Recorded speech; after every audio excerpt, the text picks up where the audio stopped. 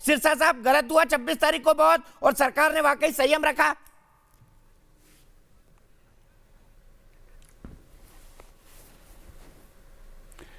नहीं दीपक जी, कोई भी अहिंसा को किसी भी तरीके को हम लोगों ने कभी जस्टिफाई किया है ना जस्टिफाई करेंगे। ना एज अ किसान जस्टिफाई किया है, कर सकते हैं हम, ना एज अ सिख जस्टिफाई कर सकते हैं, क्योंकि हम लोग तो खुद देश के सेवियर मानते हैं अपने आप को। किसी भी अहिंसा के खिलाफ हैं हम लोग, कोई भी अहिंसा किसी तरीके से नहीं होनी चाहिए।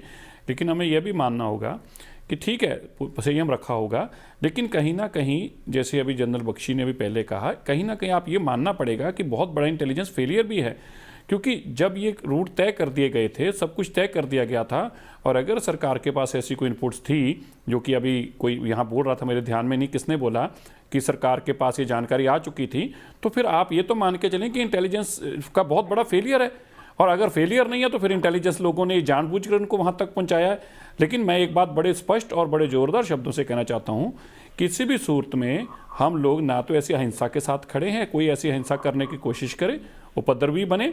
और दूसरी बात, जहाँ तक देश का हमारा तिरंगा है वो हम सब के लिए स्वाभिमान है, हम सब के लिए मान है, हम उसके लिए अपनी जान देने वाले लोग हैं। और पंजाब में जैसे जनरल बख्शी कह रहे थे, हर रोज़ पता नहीं कितने तिरंगों में जो है हमारी किसान जवानों की बॉडी लिपट कर आती हैं। हमें फ़ख्र है इस अपने देश के ऊपर भी, देश के झंडे के ऊपर भी।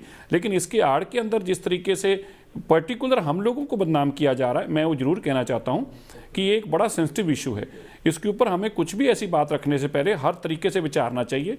टीवी चैनल को भी बड़ी सेंसिटिविटी दिखानी चाहिए। आप दीपक जी अपनी बात मत लेना कि मैं आपके टीवी चैनल की, मैं जर्नल बात कर रहा हूँ कि कोई ऐसी चीज़ नहीं दिखोनी चाहिए जिसके कारण आपस में कम्युनल हेट बढ़े। क्योंकि हमारे देश की ये सबसे बड़ी जो गौरव की बात है, हम अलग अलग धर्मों के लोग एक ही जगह रहते हैं, ये हमारा गौरव है इसलिए। लेकिन आजकल जो हालात बने हुए हैं और जिस तरह के डिजिटल मीडिया, सोशल मीडिया के ऊपर जिस तरह के दिखाया जा रहा है, उससे कहीं ना कहीं हम लोग भी आहत हैं। हमें लगता है कि ये हमारे